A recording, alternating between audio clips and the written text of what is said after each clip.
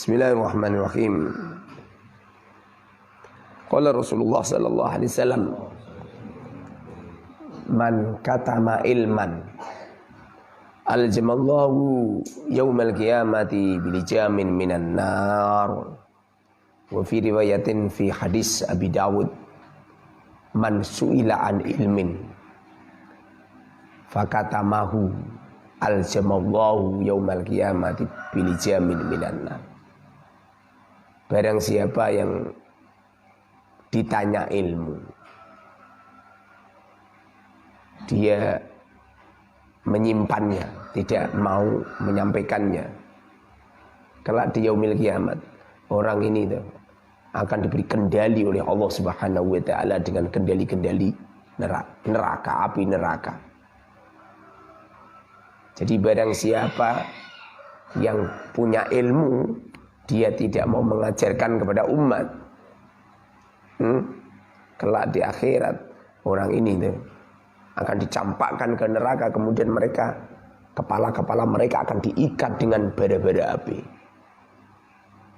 Ini menunjukkan bahwasanya mengajarkan ilmu itu hukumnya wajib, haram menyimpannya. Apabila di sebuah daerah ada seorang santri, ada seorang kiai, padahal beliau juga pernah mondok, berdiam diri di rumah, tidak mau menyampaikan kepada umat, tidak mau mengarahkan kepada umat. Jadi mereka itu hanya ngimami, pulang, besok ngimami lagi, pulang lagi, ngimami lagi, pulang lagi. Kemungkaran di sebuah daerah itu merebak, tidak mau mengarahkan, tidak mau menyampaikan. Dosa ini orang, haram, nggak boleh. Kita diwajibkan oleh Allah untuk mempelajari ilmu, tidak hanya sekedar wajib belajar saja. Menyampaikan ilmu juga wajib. Menyampaikan ilmu itu wajib. Betapa banyak kerusakan di beberapa daerah gara-gara ulama di tempat itu tidak mau menyampaikan ilmu. Tidak cukup hanya sekedar jadi imam, tidak cukup hanya sekedar jumatan, tidak cukup hanya sekedar khutbah. Kemungkaran-kemungkaran yang ada, naudzubillah summa naudzubillah min dzalik. Dulu itu pernah ada orang yang jual togel di pojok kampung, di pojok desa ini. Saya menyuarakan hukumnya haram dan lain sebagainya. Bahkan saya berani menegur. Saya datang ke sana menegur. Apa yang terjadi?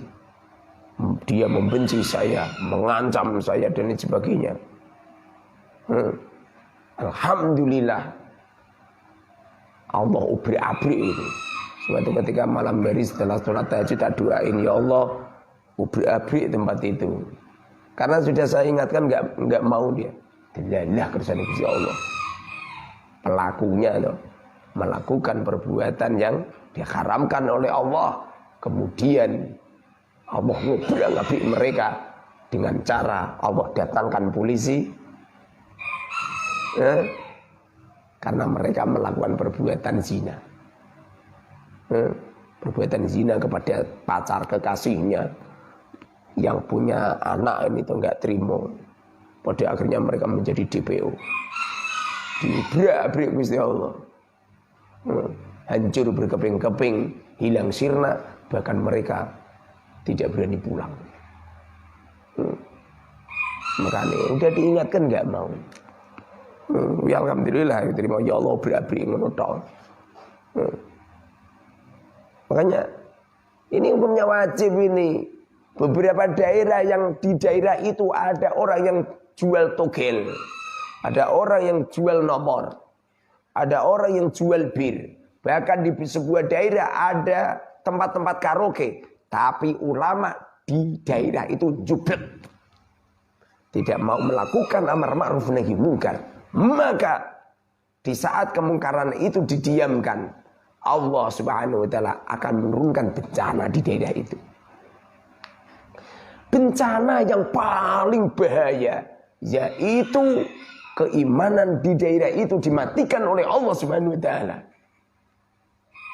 Ulama yang dicabut keberkahan ilmunya dan masyarakat dicabut kelezatan ibadah. Pada akhirnya di daerah itu banyak masjid yang mewah megah dibangun, tapi isinya tidak ada. Sholat ngasar yang ada cuma imam sama muadzin. Naudzubillah, sholat subuh yang ada cuma imam sama muadzin. Bahkan banyak musola di perkampungan sholat subuh itu nggak ada yang jamaah.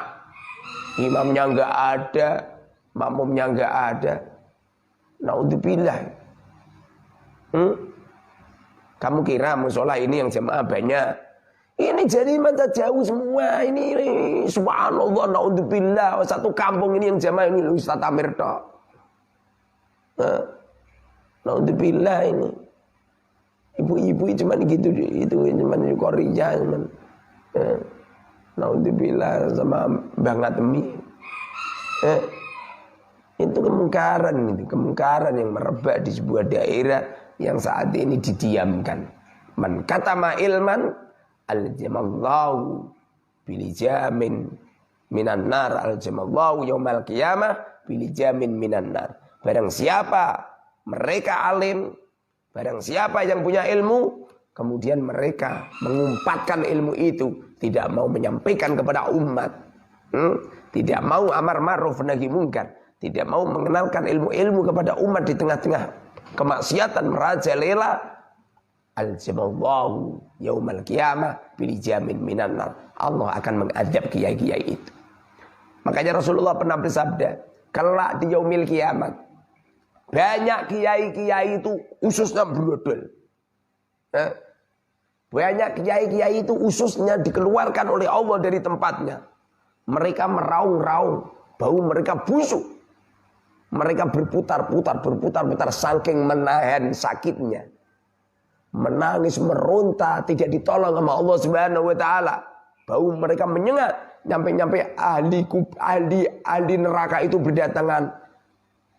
Loh, ini Ustaz Mukharrar gitu. Loh, ini Ustaz gitu. Jadi nama mereka disebut.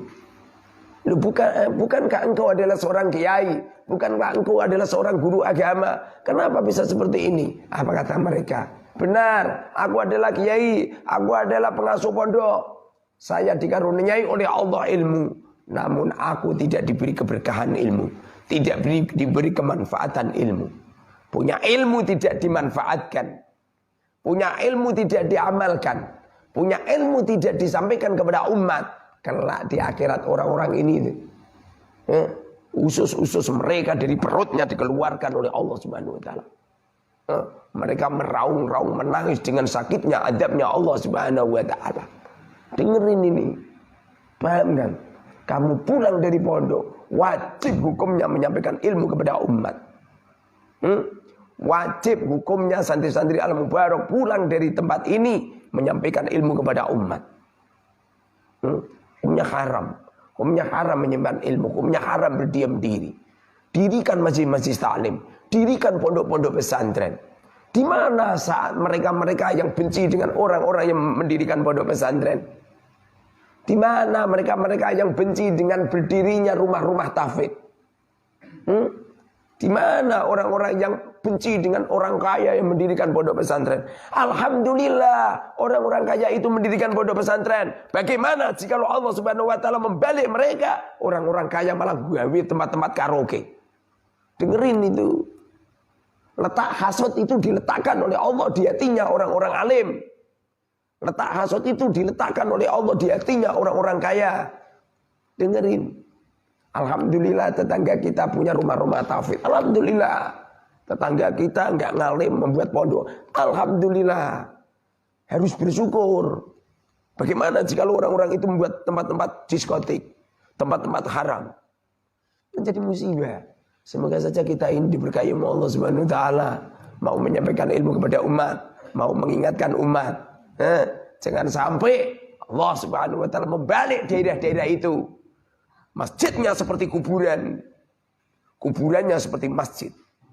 Kuburannya banyak orang itikaf di dalamnya. Datang ke makam Kanjeng Sunan Kalijogo. Kuburannya banyak orang itikaf setiap saat. Masjidnya sepi. Masjidnya dikunci. Tamir masjidnya payah. Naudzubillah, semoga kau tidak menjadi tamir-tamir masjid yang dilaknat sama Allah Subhanahu wa taala. Engkau telah mengunci pintu masjidnya Allah Subhanahu wa taala. Sekarang sudah jarang banget orang-orang yang itikaf di dalam masjid. Gara-gara masjidnya dikunci. Gara-gara masjidnya diberi pengumuman tidak boleh ini itu. Aneh banget. Ada masjid dilarang untuk dibuat makan. Naudzubillah summa naudzubillah min dzalik. Padahal masjid-masjid zaman dulu, zaman Rasulullah sallallahu alaihi wasallam, masjid itu tempat untuk bernaung umat, tempat untuk orang-orang fuqara masakin berteduh, tempat tidurnya para fuqara masakin. Sekarang naudzubillah masjid-masjid itu dikunci. Payah itu kiai dan takmirnya. Kelak di akhirat akan didangu oleh Allah Subhanahu wa taala. Akan ditanya sama Allah Subhanahu wa taala, apa manfaat marmer-marmer yang dipasang? Bila mana masjid dibuat tidur saja tidak boleh. Ini masjidnya Qarun dan Fir'aun. Kalau masjidnya Rasulullah dan pewarisnya Rasul, tentu dibuat tidur itu boleh. Jangankan buat tidur, dibuat makan pun gak jadi masalah. Dibuat minum pun gak jadi masalah. Kenapa itu dilarang?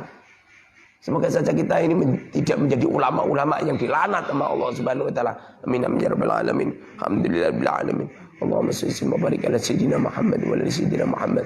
Rabbana hab lana min azwajina wa dhurriyyatina qurrata a'yun waj'alna lil muttaqina imama. Shallallahu alaihi wasallam Muhammadin walhamdulillahi rabbil alamin. Al-Fatihah.